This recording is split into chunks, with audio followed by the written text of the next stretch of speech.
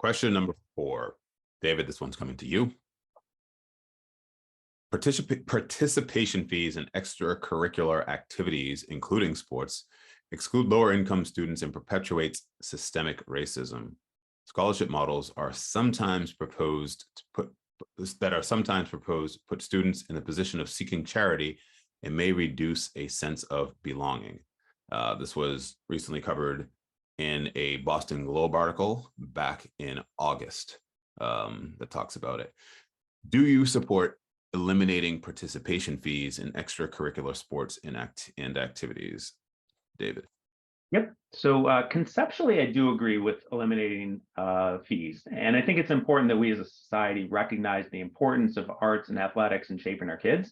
And I think we've inadvertently landed in a place where these things are seen as nice to have, as opposed to the must-haves that they can be for a number of kids. I do see 2 practical challenges, though. And the first and foremost is just that our school district is structurally underfunded. In another year, we're going to have another round of teacher contract negotiations, which I would expect to be difficult given our current pay structure. We don't properly maintain our buildings. A few weeks ago, we couldn't even take free air conditioners because our electrical is outdated. We don't have enough space for our paraprofessional to support the kid that needs help. And we don't have enough money to hire the specialists and paraprofessionals to close the gap in educational performance that exists between white and low-income Black, Latino, and so on subgroups. And I think that last one, at least for me, is always going to come as a higher priority, simply because the gap is just too great right now. There shouldn't be a gap, but it's so off the charts. We have to address that. I think second, though, there is a more societal challenge here. If we eliminate fees, we have to recognize that some parents are going to take that money that they save and they're going to recycle it into private lessons and coaching. And it can actually lead to the unintended consequence of further exacerbating the very inequality that we're trying to solve. So for that reason, I don't think we'll be able to eliminate the fees anytime soon. I'm not sure the scholarship model is the best approach right now. I know community voting in Boston has a sliding scale that they use based on income, which also helps to address those that may be in the uncomfortable middle. That may be something which we as a district can explore and very open to that. So thank you. Thanks, David. Seamus. So if you wondered where I was for a few minutes, I had an invasion of a 4-year-old and a 6-year-old to the room I was in, so I had to relocate. So we're glad you're safe. Yeah, thanks. So we need to be very careful when it comes to extracurricular fees, particularly for the after-school fees. The National After School Alliance's 2021 report found that Black parents support extracurricular activities because they have a positive social, emotional, and academic benefits. It allows students to have shared experiences with their friends. It reduces screen time, builds life skills, positive relationships, and provides for safe environments. So I think as we look at fees, we do have to be careful about how much we charge so that families can afford to participate. I don't think we can eliminate fees, however, because we have such a chronic situation going on with our school budget that we just aren't in a position to eliminate all fees. But I think we need to be mindful of what those are and make sure that they are affordable for all people. And I think maybe getting some feedback on what's a reasonable fee versus an unreasonable fee is something that school community members should take on. And then if it is at all possible to look at other models that other school districts are doing, we could look at that. But I think they need to be reasonable fees that families can afford. But I don't think, unfortunately, we're in a position as a school district to eliminate all fees. Thanks, Seamus. Matt? Thank you.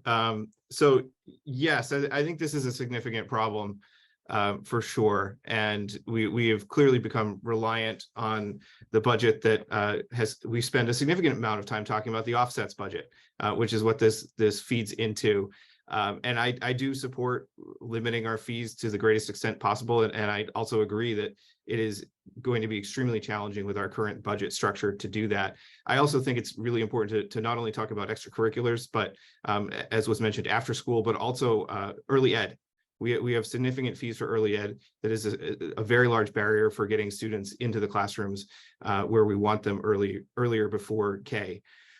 So, I do think this is a very important issue, and it particularly impacts people of color for sure. as people of color are often in a low-income category as well. So I think we do need to take a significant look at this. I was an athlete myself, and an athlete without a lot of financial means. And there were seasons I couldn't participate in, or I didn't have the right equipment for, and that was very disheartening as an athlete. And the only sport that I was moderately successful at was the sport with the lowest financial barrier, track and field, because I could participate in every season of it. So I do think that this should be in the future not at the forefront of our revenue policy.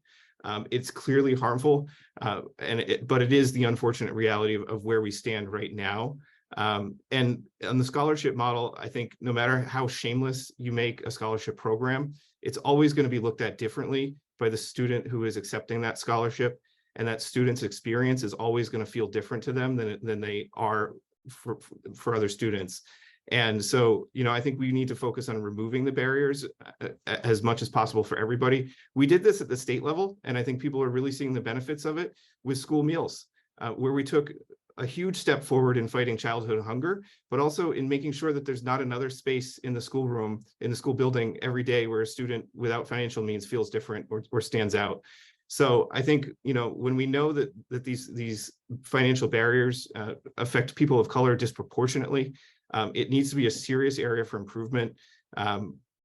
It's going to require us all to contribute more so that all of our kids can find the joy of athletics or music or theater, or get an early education for a 3 to 5 year old. Ultimately, we all want to give our kids the most opportunities they can have upon graduation, and these extracurriculars are really actually a very big aspect of what makes somebody an attractive job candidate in the future, or an attractive candidate for college as well. It's the things that you put on your resume going forward. And so I think these are not as simple as just something that somebody might want to have. Thank you. Thanks, Matt. Margaret. Thank you very much. I 100% support eliminating participation fees in co-curricular and athletics before school, after school, and particularly in school activities.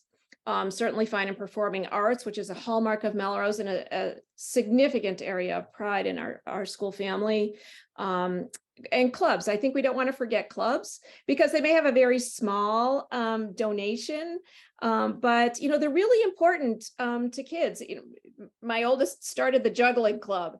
So thank goodness to Lisa Lord, who took on the juggling club, and he went after school and he juggled. And I said, carry on, because he found his passion and did something he liked. And that's what every kid should be able to do, is something that really, gets them excited and builds a culture and a community that's unique and important. So that's theoretical. Of course, I wish we could do that, but as has been said multiple times, right now it's not possible. So I would start with certainly what happens inside the school day. So those in-school music lessons would be my first priority, and then to move on. So with the financial situation, how would we do that?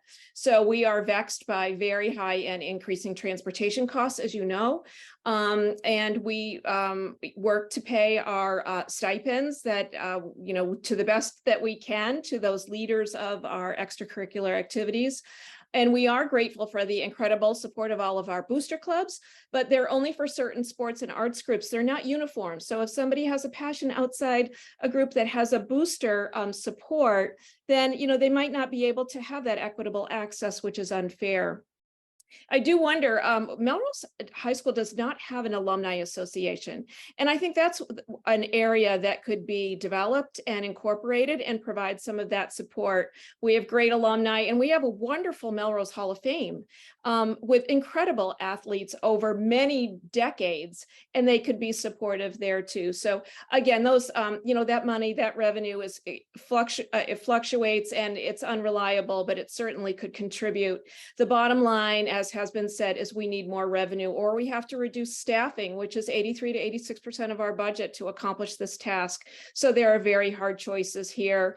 I would say if we can prioritize and chip away at it, that's the way to do things. But in total, that's a very heavy lift. Thanks, Margaret.